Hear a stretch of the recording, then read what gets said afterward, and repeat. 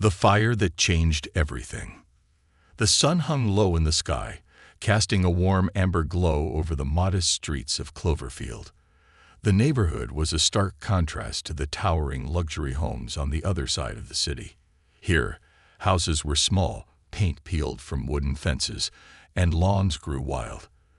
Amari Carter wiped the sweat off his brow as he navigated his battered mope through the maze of narrow roads, his delivery bag strapped securely to the back. At 20 years old, Amari had learned to survive on grit and determination. Life hadn't been kind since his mother passed away 3 years ago, leaving him to care for his younger brother Jaden. Their father, an intermittent presence, had drifted further away, leaving the siblings to fend for themselves. Amari worked 3 jobs, barely making ends meet, but he refused to let Jaden go without food, shelter, or the chance for a better life. Just one more delivery, he muttered to himself as he turned into Maple Avenue. The smell of freshly baked pizza wafted up from the bag, momentarily distracting him from the exhaustion pulling at his bones. He checked the address on the receipt, house number 243. As he approached the destination, a plume of smoke rose in the distance, curling like a dark snake against the evening sky. Amari squinted, his pulse quickening. The smoke thickened as he turned the corner, revealing its source. A 2-story house ablaze in roaring flames. His heart slammed against his ribs. "Oh no," he whispered, pulling over. For a moment, he hesitated, torn between his responsibility to deliver the pizza on time and the chaos unfolding before him. The latter won out as he heard a faint scream. "Help!" The voice was muffled, barely audible over the crackling of the fire. Amari's eyes snapped to a 2nd-story window. A woman's silhouette appeared, her face pale, one arm waving frantically while the other cradled her swollen belly. She was pregnant. Adrenaline surged through him. He leaped off his moped, the delivery bag forgotten on the pavement, and sprinted toward the house. The heat was oppressive, the air thick with smoke and ash. Flames licked at the front porch, daring him to come closer. "Hang on," he shouted, coughing as the acrid air filled his lungs. The woman's voice grew weaker. "Please, the baby." Amari didn't think. He acted. Shielding his face with his arm, he kicked open the front door, stumbling into the inferno. Heat rolled over him in suffocating waves. The living room was a wall of fire, forcing him to duck low as he searched for a way upstairs. The staircase was barely visible through the smoke.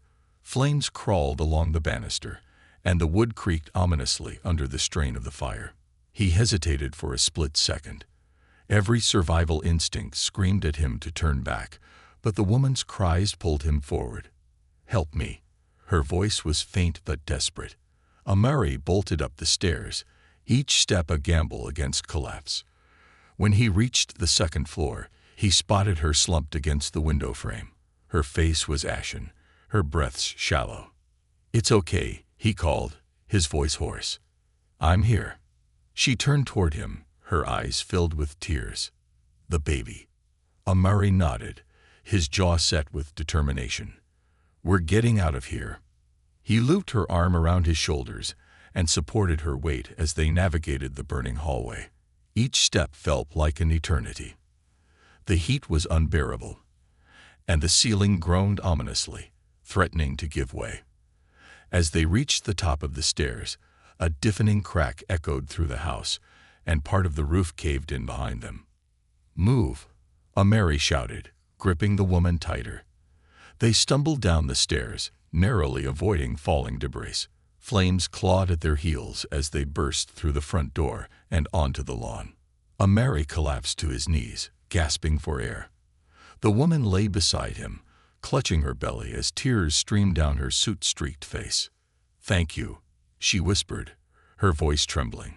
"You saved us." Before Amari could respond, the wail of sirens pierced the air. Fire trucks and ambulances swarmed the scene, and paramedics rushed to the woman's side. One of them gently eased her onto a stretcher, while another knelt beside Amari, checking for injuries. "I'm fine," he insisted, his voice raspy from the smoke. "Take care of her." As the paramedics worked, a man in a jogging suit approached Amari, his face a mix of shock and admiration. "Kid, you're a hero," he said, clapping a hand on Amari's shoulder. Amari shook his head. "I just did what anyone would do." The man chuckled, his eyes glinting with disbelief. "Not everyone runs into a burning house, especially not for a stranger." Amari watched as the ambulance carrying the woman sped away, its sirens fading into the distance.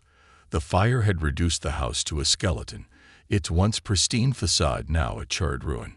Exhaustion and relief warred within him as he trudged back to his moped. His phone buzzed in his pocket, a call from his boss. The reality of his situation hit him like a cold slap. He was late for his delivery. There would be consequences. As he picked up his helmet, he caught sight of a small crowd gathering, their murmurs blending with the crackle of the dying flames. Someone approached him, holding out a bottle of water. "You're a brave young man," the woman said, her voice filled with genuine admiration. Amari accepted the water with a nod, muttering a quiet thank you. As he rode away, his mind replayed the day's events. He had saved a life, 2 lives, if the baby was included, but he couldn't shake the sinking feeling in his gut. Hero or not, his world hadn't changed. Bills still needed paying, and his boss likely wasn't in the business of rewarding late employees, no matter the reason. He glanced back at the plume of smoke in his rearview mirror, a sense of unease settling over him. The fire had ended, but something told him the story was far from over. Consequences and unexpected encounters. The following morning, Amari woke to the sound of his alarm clock blaring. His small, dimly lit bedroom felt suffocating. The scent of smoke still clung to his clothes, a reminder of the chaos from the night before. For a fleeting moment, he felt a sense of pride. He had saved 2 lives. But reality crashed in as he remembered the missed delivery, the call from his boss, and the likelihood of losing his job. He groaned, rolling out of bed. The apartment was quiet except for the faint hum of the refrigerator. His younger brother, Jaden, was still asleep in the next room, and Amari decided not to wake him. Let the kid have some peace, he thought. Jaden deserved a better life than the one they were scraping by on. Amari's phone buzzed on the bedside table. It was a text from his boss. "Report to the shop at 10 a.m. We need to talk." Amari sighed. He knew what that meant. He would get chewed out, maybe fired. But he had no regrets. Saving that woman and her baby was worth it. By the time he arrived at the pizza shop, the place was bustling. The smell of grease and garlic filled the air as cooks shouted orders and delivery drivers came and went. Mr. Hendricks, the manager, was waiting for him near the register. His arms were crossed, and his face was set in a scowl. "Amari, in my office." "Now," Hendricks barked. Amari nodded silently, following him into the cramped office at the back of the shop. The door shut with a thud, and Hendricks turned to face him, his expression unreadable. "You were over an hour late on your delivery yesterday," Hendricks began, his voice cold. "Do you know how many complaints I got because of you?" "I know, Mr. Hendricks," Amari said, keeping his tone calm. "But there was a fire. A woman was trapped inside, pregnant. I had to." "I don't care," Hendricks snapped, cutting him off. "This isn't a charity, Carter. Customers don't pay for excuses. They pay for their food to be delivered on time." Amari clenched his fists, frustration bubbling under the surface. "I saved 2 lives, Mr. Hendricks. I couldn't just leave her there." Hendricks leaned back in his chair, his lips curling into a sneer. "Heroics don't pay the bills, kid. You're fired. Turn in your uniform." The words hit Amari like a punch to the gut. He stood frozen for a moment, disbelief and anger warring inside him. "You can't be serious," he finally managed to say. "I'm dead serious," Hendricks replied, his tone final. "Now get out." Amari left the shop feeling defeated. The streets were alive with people going about their day, but he felt like the world had come to a standstill. His mind raced with questions. How would he pay rent? What about groceries? Jaden's school fees? He shoved his hands into his pockets, the weight of responsibility pressing down on him like never before. Just as he reached the corner of the block, a sleek black SUV pulled up beside him. The tinted window rolled down, revealing a sharply dressed man in his mid-40s. His dark hair was neatly combed, and his piercing blue eyes locked onto Amari. "Amari Carter?" the man asked, his voice calm but commanding. Amari blinked, taken aback. "Yeah, that's me. Who's asking?" The man smiled faintly. "My name is Victor Donovan. I believe you saved my wife and unborn child yesterday." Amari's jaw dropped slightly. He hadn't expected to ever see the family again, let alone have them track him down. Yeah, that was me," he stammered. Victor stepped out of the SUV, his tailored suit and polished shoes a stark contrast to Amari's worn jeans and sneakers. He extended a hand. "I owe you more than I can ever repay. Julia, my wife, told me everything. If it weren't for you, I'd have lost both of them." Amari shook his hand hesitantly, unsure of what to say. "I just did what anyone would have done." Victor chuckled softly. "Don't be modest. Not everyone would have run into a burning house. I came here because I want to help you." Amari frowned, skepticism creeping in. "Help me? How?" Victor gestured toward the SUV. "Why don't we grab a coffee and talk? I think you'll want to hear this." Reluctantly, Amari got into the SUV. They drove to a nearby cafe, one that Amari had walked past 100 times but had never dared to enter. Inside, everything was sleek and modern: polished wooden tables, plush seating, and the rich aroma of freshly brewed coffee. Amari suddenly felt out of place. They sat in a quiet corner, and Victor ordered 2 cappuccinos. Once the drinks arrived, Victor leaned forward, his expression earnest. "Amari, I know a little about your situation," he began. "You're supporting your younger brother and taking care of your grandmother, right?" Amari nodded slowly, unsure of how Victor knew that. "Yeah, it's been tough, but we manage." Victor's gaze softened. "You shouldn't have to just manage. Someone like you, someone brave and selfless, deserves better. I want to offer you a job." Amari blinked, stunned. "A job? Doing what?" Victor smiled. "It's not pizza delivery, I promise. I run a tech company, Donovan Enterprises. We have a program that helps people in underserved communities gain access to education and job training. I want to bring you on as a community liaison. You'd help connect people in need with the resources we provide." Amari's mind raced. It sounded too good to be true. "Why me?" "You could hire anyone." Victor's expression turned serious. "Because you've already proven you care about people. That's not something I can teach. It's who you are. And I believe in rewarding kindness." Amari hesitated, doubt creeping in. "I don't have a college degree or anything. I'm just a guy trying to get by." Victor reached across the table, placing a reassuring hand on Amari's. "That's exactly why you're perfect for this. You understand what it's like to struggle, to fight for every opportunity. That perspective is invaluable." Amari sat back in his chair, trying to process everything. A part of him wanted to jump at the chance, but another part held back, wary of strings attached.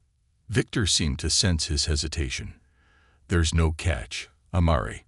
Just an opportunity to build a better future for yourself and your family." After a long pause, Amari finally spoke. "Okay, I'll do it." Victor's smile widened. "You won't regret this." As they shook hands, Amari felt a flicker of hope for the first time in years. Maybe, just maybe, things were finally starting to turn around. A new world, a new path. Amari's life transformed overnight. The morning after meeting Victor Donovan, he stood at the entrance of Donovan Enterprises, staring up at the towering glass building that seemed to touch the clouds. Its sleek design gleamed in the sunlight, a symbol of power and success that felt galaxies away from the life he knew. He shifted uncomfortably in his thrift store suit. Victor had given him the address, a time to meet, and encouragement to dress professionally. The suit was 2 sizes too big, but Amari had pressed it to perfection and wore it with determination. Today marked the first step into a world he never thought he'd enter. Taking a deep breath, he stepped inside. The lobby was vast, with polished marble floors and walls adorned with abstract art. People in sharp business attire moved with purpose, their heels clicking against the floor. Amari felt out of place, like a lost sparrow in a sky full of eagles. "Amari Carter," a friendly voice called out. He turned to see a woman in her late 20s, dressed in a crisp navy blazer, holding a tablet. Yeah, that's me," he replied, trying to sound confident. She smiled warmly. "I'm Samantha, Mr. Donovan's assistant. Welcome to Donovan Enterprises. Mr. Donovan is expecting you. Follow me." Victor Donovan's office was nothing short of breathtaking. Floor-to-ceiling windows overlooked the bustling city below, and the decor exuded both luxury and functionality. Victor stood near the windows, talking on the phone, his commanding presence unmistakable. When he noticed Amari, he ended his call and approached with a smile. "Amari, glad you made it. How are you feeling?" "Nervous," Amari admitted with a small chuckle. "This is a lot." Victor clapped a reassuring hand on his shoulder. "I get that, but you'll find your footing soon enough. Let's get you started." Victor led him through the building, introducing him to team members, explaining the layout, and showing him to his workspace. The desk assigned to Amari was modest but modern, positioned in a corner near a large window. A laptop sat neatly on the desk, alongside a welcome packet with his name on it. "This will be your spot," Victor said.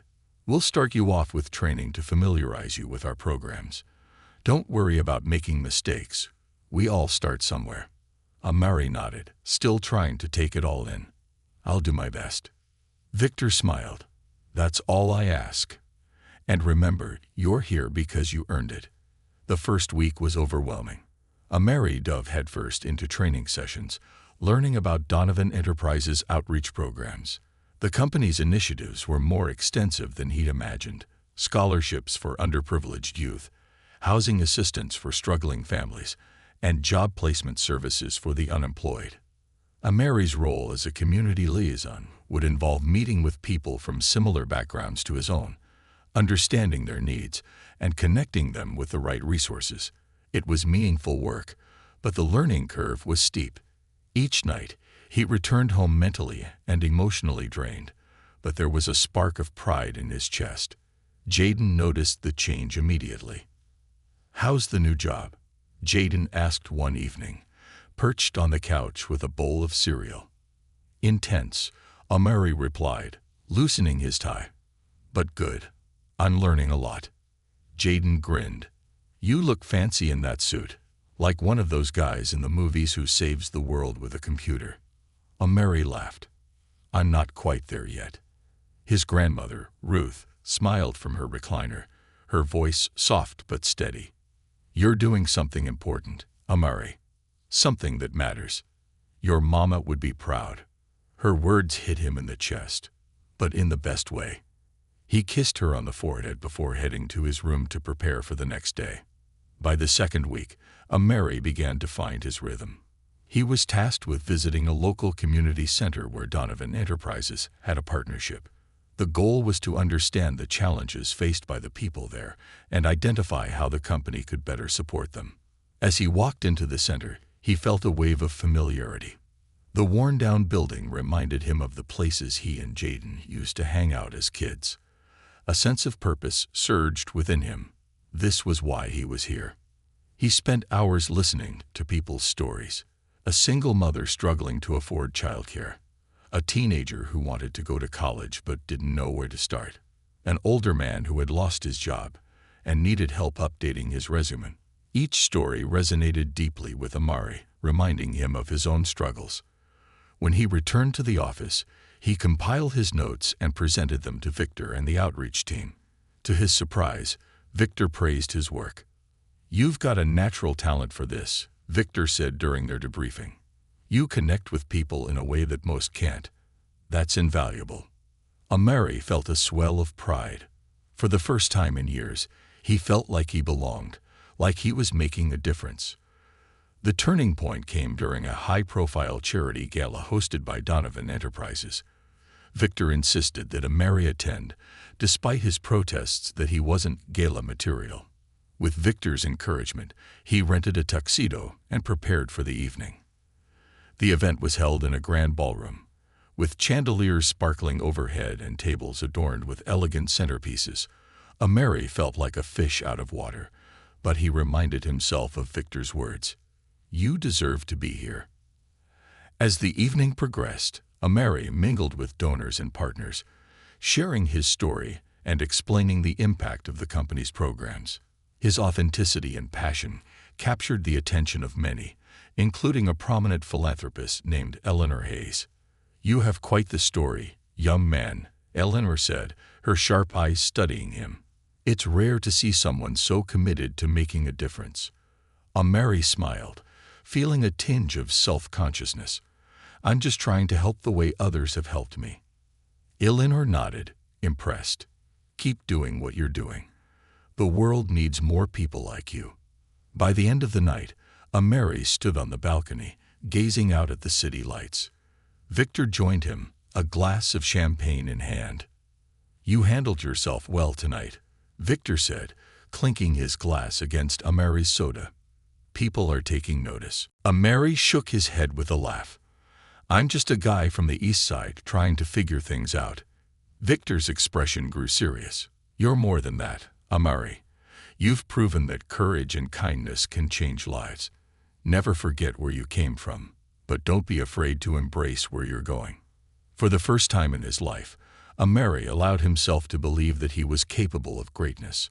As he stood under the starlit sky, he realized that the fire hadn't just changed the woman's life. It had ignited a spark in his own.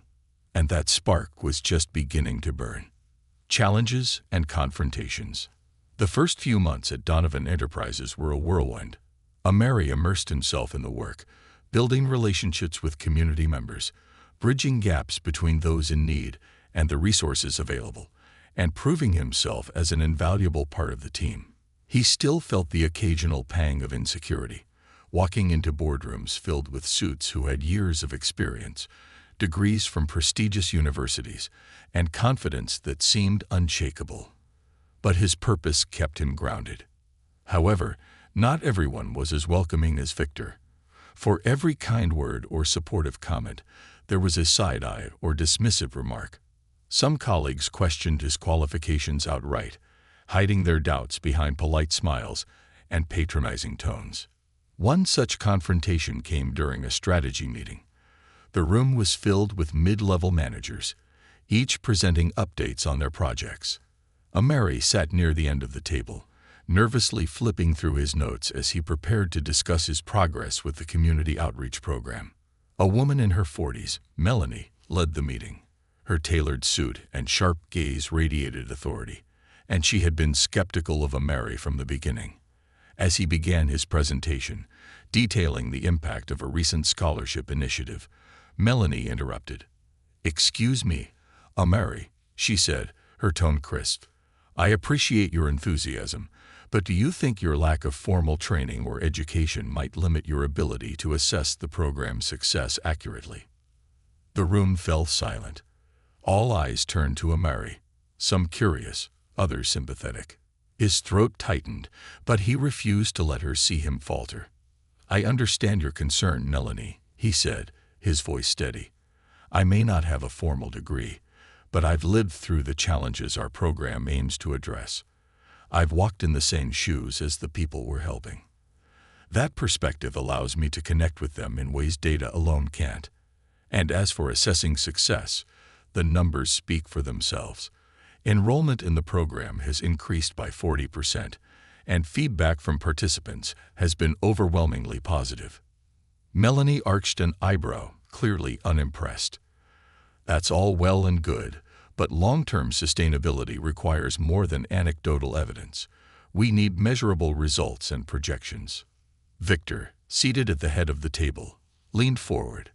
Melanie, I think what Amari has presented is not only measurable, but also deeply impactful. Sometimes, the best results aren't just in numbers, but in the lives we change. Let's give him the benefit of the doubt. He's earned it. Melanie's lips thinned, but she said nothing further. Amari felt a surge of gratitude toward Victor, though the encounter left him rattled. As the meeting continued, he resolved to prove his worth through action, not words. Despite the challenges, Amari's work began to gain recognition outside the company. Local news outlets covered the impact of the outreach programs he spearheaded, highlighting his personal story of resilience and dedication. One article, titled From Struggles to Solutions, The Inspiring Journey of Amari Carter, garnered attention from a broader audience. The increased visibility brought both praise and criticism. On one hand, donations to Donovan Enterprises initiatives surged. On the other, detractors began to emerge, questioning whether Amari was being used as a token success story to boost the company's image. One evening, as he scrolled through social media, Amari stumbled upon a comment thread discussing him. Some users praised his courage, while others accused him of being a publicity stunt. One comment, in particular, struck a nerve. Another rags to riches tale shoved down our throats. What are his actual qualifications? Bet he's just a charity case Donovan took pity on. Amari slammed his phone down, frustration boiling over. He had worked tirelessly, poured his heart into the job, and yet some people still saw him as nothing more than a symbol. The sound of Jaden's voice broke through his thoughts. You okay, bro? Amari looked up to see his younger brother standing in the doorway, concern etched on his face. Jaden had grown taller over the past few months, his once boyish features sharpening into a hint of adulthood. Yeah, Amari lied. Just tired. Jaden didn't buy it. He stepped into the room and sat on the edge of the bed. You've been doing amazing things, Amari. Don't let trolls on the internet mess with your head. Amari sighed, running a hand through his hair. It's not just that, Jay. It's everything. I feel like I have to constantly prove I belong. Like one slip-up will make it all come crashing down. Jaden nodded, his expression thoughtful. You've been proving yourself your whole life, though. This isn't any different. You didn't give up on me or Grandma when things got tough. You're not gonna give up now. Amari's chest tightened.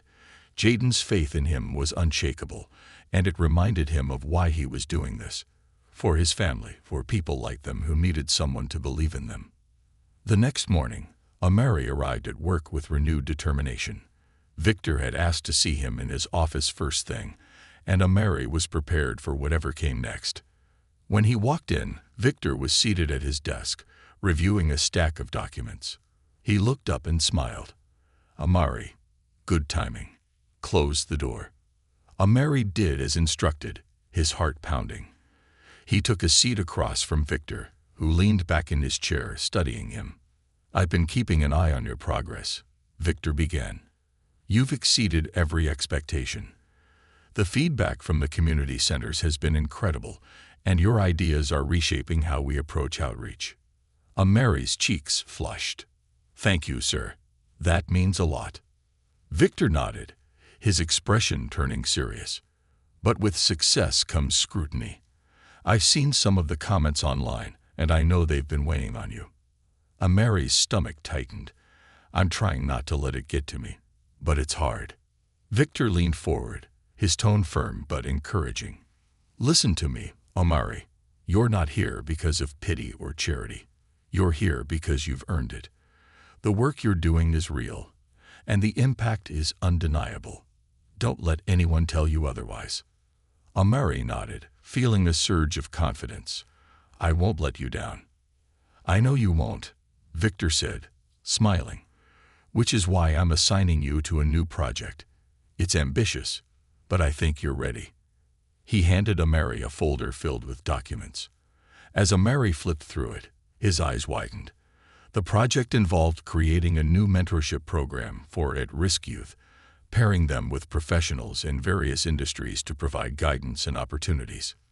"This is huge," Ameri said, his voice barely above a whisper. Victor chuckled. "It is.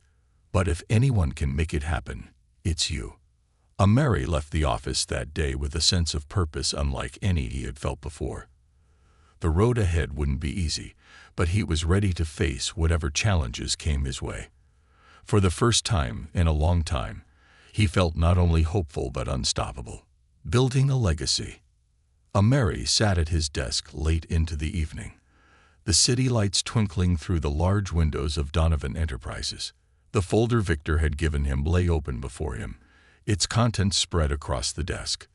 The mentorship program was ambitious, but it wasn't just a job, it was a calling.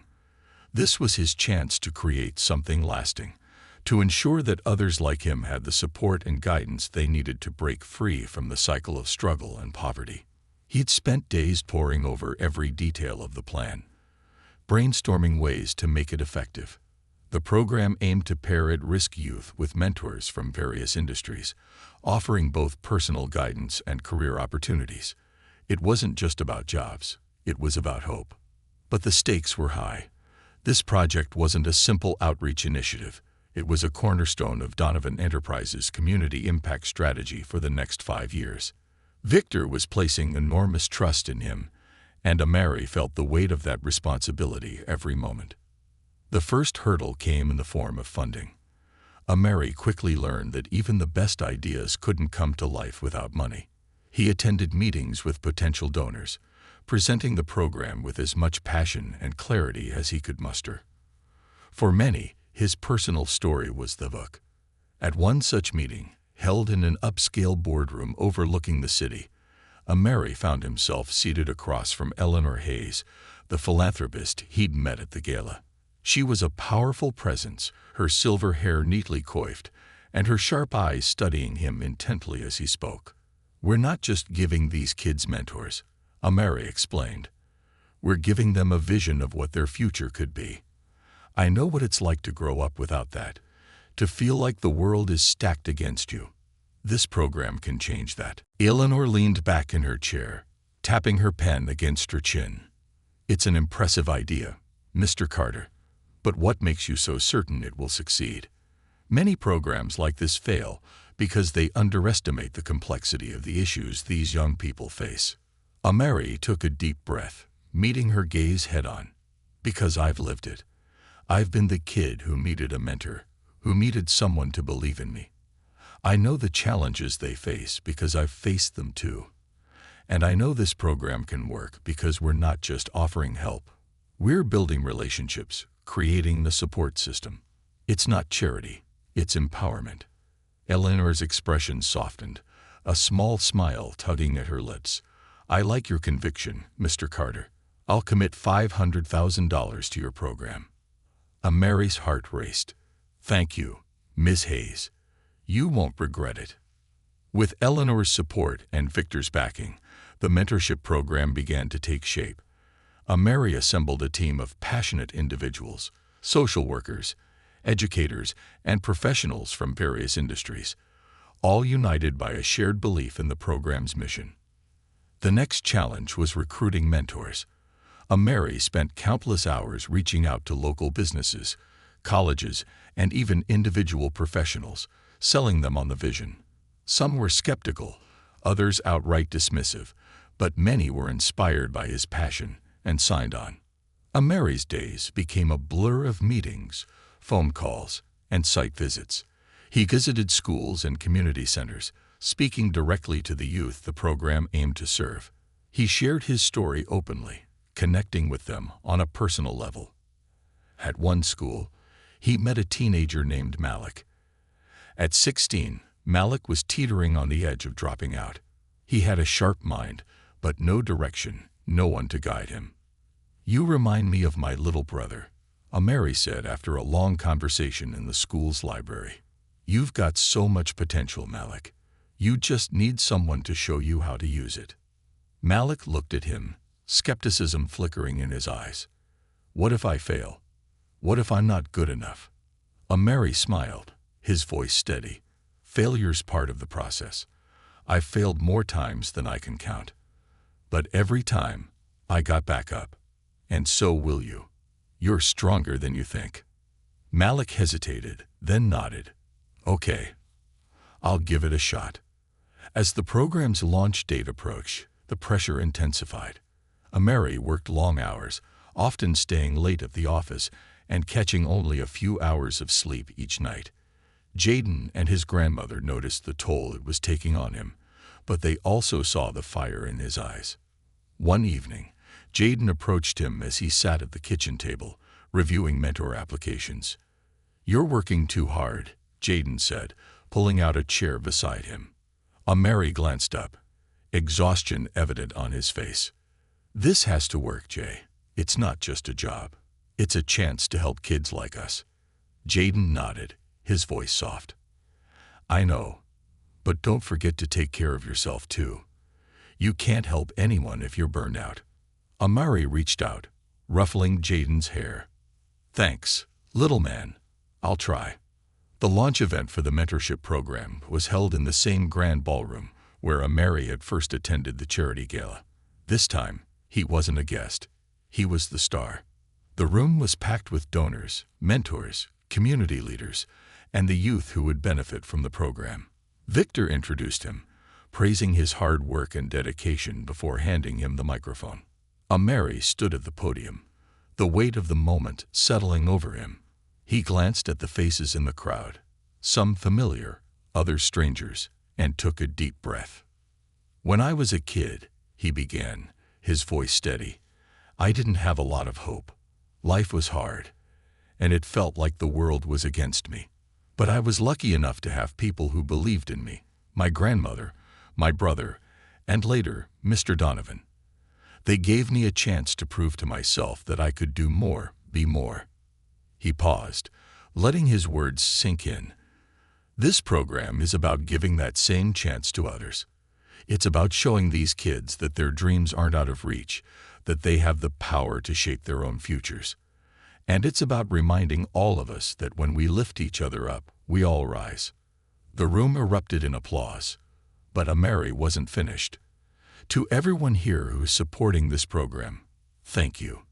And to the kids who are about to embark on this journey, believe in yourselves. You're capable of incredible things."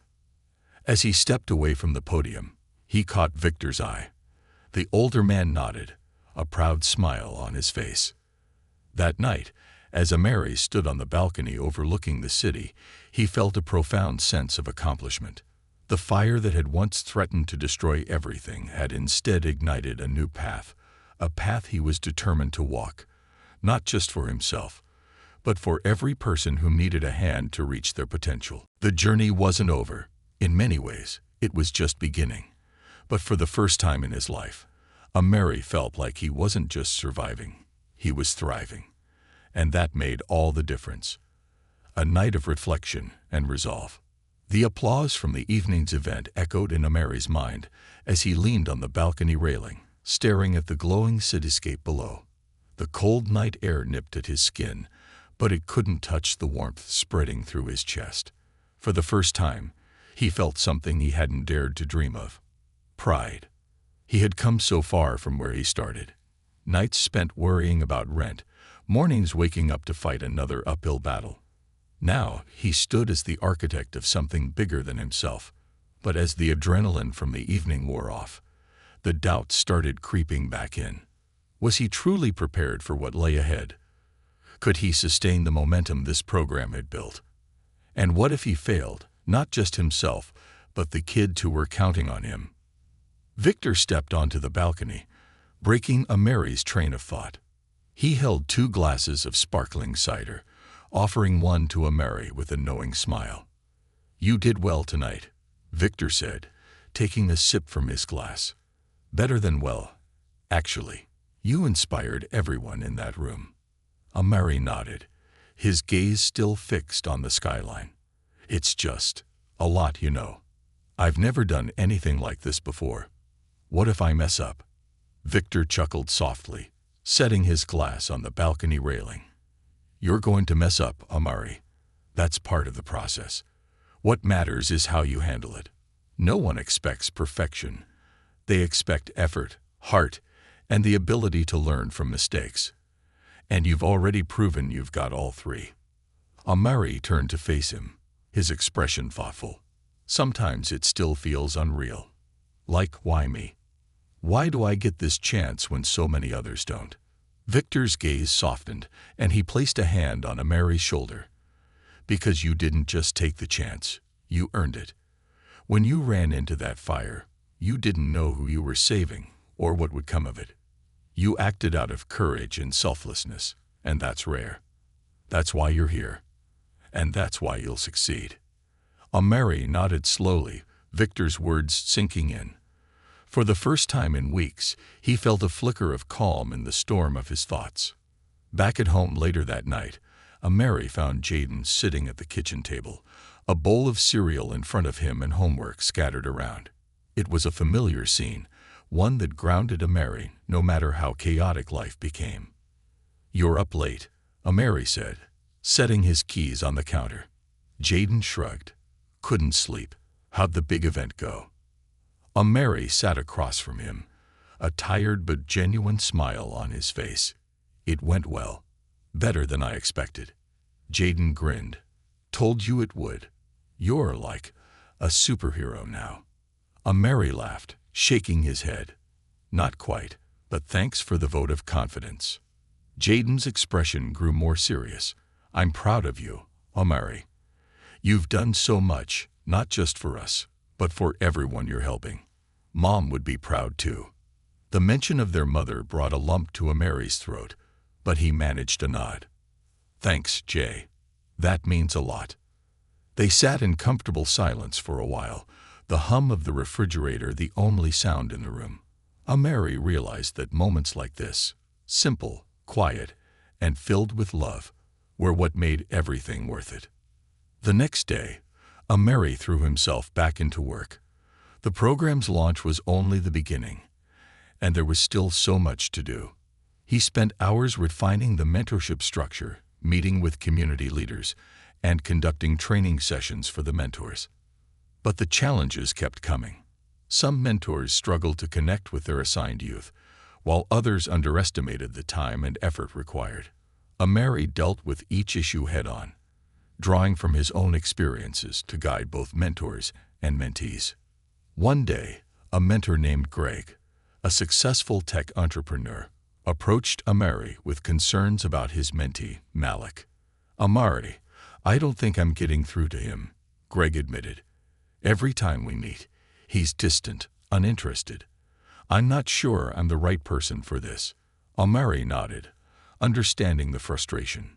"Malik's been through a lot. He's not used to people sticking around, so it might take time for him to open up. But trust me, he's listening, even if it doesn't seem like it." Greg sighed. "I just don't want to let him down." "You won't," Amari said firmly. "Keep showing up. That's what matters most. Let him see that you're not going anywhere." Greg hesitated, then nodded. "Okay, I'll keep trying." Weeks later, Greg approached Amari again, this time with a wide grin. "You were right. Malik finally started opening up. He told me about his dream of becoming a software engineer. I'm going to help him find an internship." Amari's heart swelled with pride. Moments like this reminded him why the program mattered. As the months went on, the mentorship program gained momentum. Success stories began to emerge.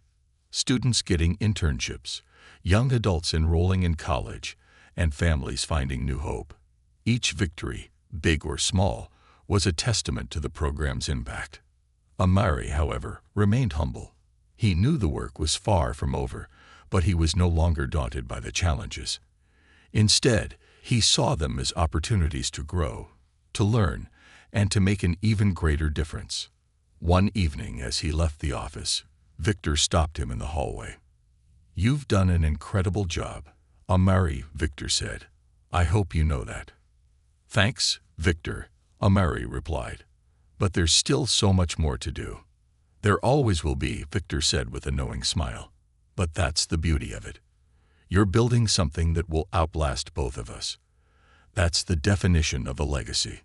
As Amari walked out into the cool night air, he felt a profound sense of purpose. The fire that had once seemed like a tragedy had become the spark for something extraordinary. And for the first time in his life, Amari didn't just see a brighter future, he was creating it. The legacy solidified. The mentorship program had been running for nearly a year, and the changes it brought to the community were undeniable.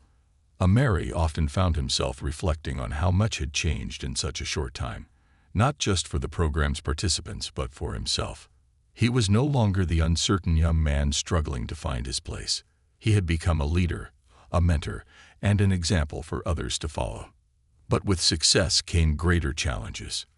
The mentorship program's growth brought new pressures, maintaining funding, expanding to more communities, and addressing critics who questioned its sustainability. Despite the mounting responsibilities, Amari remained focused, driven by the faces of the young people who depended on him. One afternoon, Amari sat in his office, reviewing a proposal to expand the program to neighboring cities. His phone buzzed, and he glanced at the caller ID. It was Malik. Amari smiled as he answered. "Malik, how's it going?" "Good, Mr. Carter," Malik replied, his voice brimming with excitement. "I just wanted to let you know. I got the internship at Swift Tech." Amari's heart swelled with pride. "That's amazing news, Malik. I'm so proud of you. I knew you had it in you." "Thank you," Malik said, his voice softening. "I couldn't have done it without you and Mr. Gregg. You guys believed in me when no one else did." "You did the hard work, Malik," Amari said. "We just helped you see what you were capable of. Don't stop now. This is just the beginning." After hanging up, Amari leaned back in his chair, letting the moment sink in. This was what it was all about, giving people the tools to change their lives and watching them seize the opportunity. Later that evening, Amari attended a town hall meeting where the mentorship program was being discussed. Community leaders, parents, and program participants filled the room, their voices buzzing with anticipation. As the meeting began, Victor introduced Amari as the driving force behind the program. The room erupted in applause as Amari stepped up to the podium. "Thank you," Amari began, his voice steady but filled with emotion. "This program started as an idea, a vision to give young people the support and opportunities they deserve. But it's become so much more.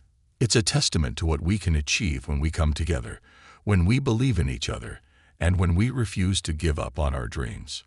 He paused, scanning the crowd. Every success story we've seen, every internship earned, every scholarship granted, every life change is a reminder that this work matters. And it's not just about the kids in the program. It's about all of us. When we lift each other up, we create stronger families, stronger communities, and a brighter future for everyone. The applause that followed was thunderous, but Amari barely noticed.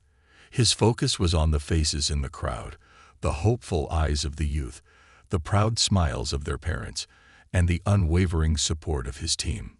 The weeks following the town hall were a whirlwind of activity. With new funding secured, the program expanded to 2 neighboring cities.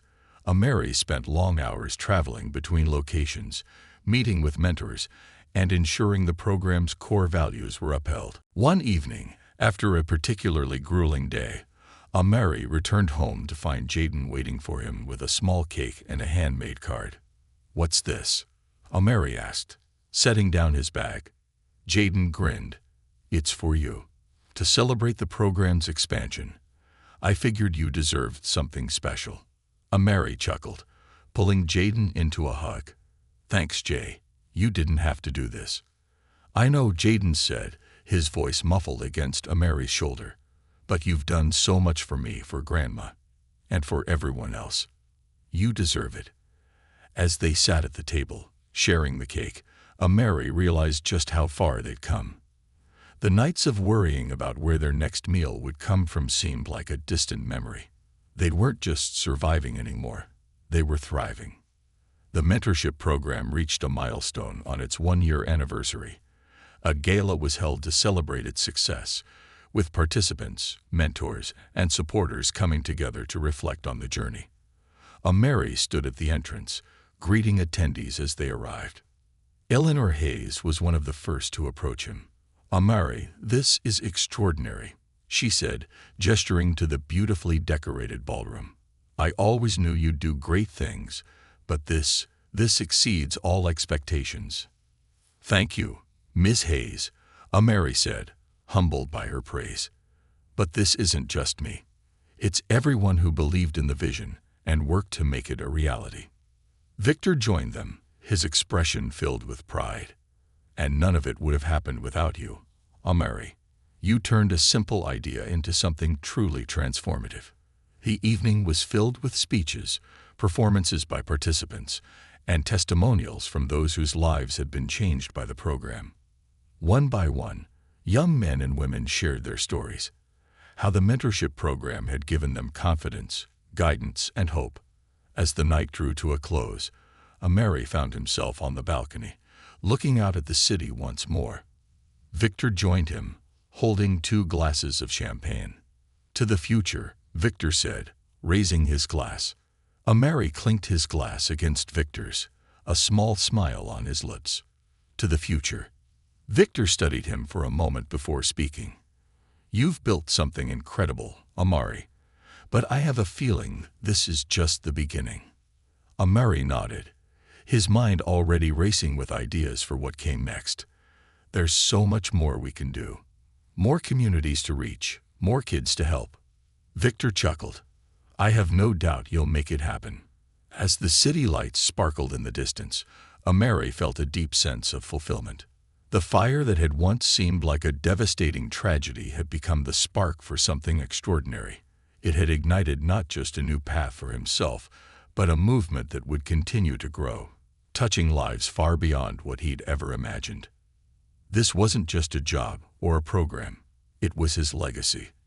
And he was just getting started. The ripple effect. As Mary gazed out over the city, he couldn't help but reflect on how much had changed, not just for him, but for everyone touched by the mentorship program. He had seen transformations that inspired him daily. The teenager who once doubted their future now earning a college scholarship, the single mother starting her own business with guidance from a mentor, and the mentors themselves, learning as much from their mentees as they gave. Victor stepped back inside, leaving Mary alone on the balcony. The faint sounds of laughter and conversation from the gala drifted through the open doors. Mary closed his eyes for a moment, taking it all in. This was what success felt like, not wealth or accolades, but knowing he had made a tangible difference in people's lives. The weeks following the gala were even busier than before. The expansion of the mentorship program brought new challenges, but it also solidified its impact. Mary worked tirelessly, traveling between cities, meeting with local leaders, and ensuring every branch of the program stayed true to its mission. One day, he received a handwritten letter at the office. The envelope was simple, the paper slightly creased, but the words inside struck him deeply. "Dear Mr. Carter, I wanted to thank you for everything you've done. My daughter, Angela, joined your mentorship program last year. Before that, she was struggling, barely passing her classes and losing hope. Today, she's preparing to graduate at the top of her class and has been accepted to college with a full scholarship. She's found her passion for engineering, and she talks about giving back to the community once she graduates. You gave her more than guidance. You gave her a future. You gave us hope. Thank you for believing in kids like Angela when so many others wouldn't. Sincerely, Maria Lopez." Mary read the letter twice, then folded it carefully and placed it in his desk drawer. It joined a growing collection of notes, emails, and messages from families, mentors, and participants who had been touched by the program. Each one was a reminder of why he had started this journey. A few months later, Mary stood in a packed auditorium at one of the program's newly established locations. The air buzzed with anticipation as participants, mentors, and community leaders gathered for a special announcement. At the podium stood Victor Donovan, his confident demeanor commanding the room. "Today marks a turning point," Victor began, his voice echoing through the hall. "What started as a single idea, a way to give back to our community, has grown into a movement. And it's all thanks to one man's vision and determination." He turned to Amari, gesturing for him to join him on stage. The audience erupted into applause as Amari rose from his seat, his heart pounding. He had spoken at countless events, but this felt different, bigger. Victor continued, placing a hand on Amari's shoulder. "It's my honor to announce that we're officially renaming this program the Amari Carter Mentorship Initiative. This name will forever remind us of what's possible when courage, compassion, and commitment come together." Amari's breath caught in his throat. He hadn't expected this, hadn't even considered it. He stepped up to the microphone, the room falling silent. "I don't know what to say," he began, his voice steady despite the emotions swirling inside him. "This program isn't about me. It's about the mentors who dedicate their time, the young people who work so hard to chase their dreams, and the communities that come together to make it all possible. When I started this journey, I was just a delivery driver who happened to be in the right place at the right time. I didn't have a plan. I didn't have resources. I just had a belief that we all have the power to make a difference, no matter where we come from or what we've been through." He paused, scanning the faces in the crowd. "This program is proof that change is possible.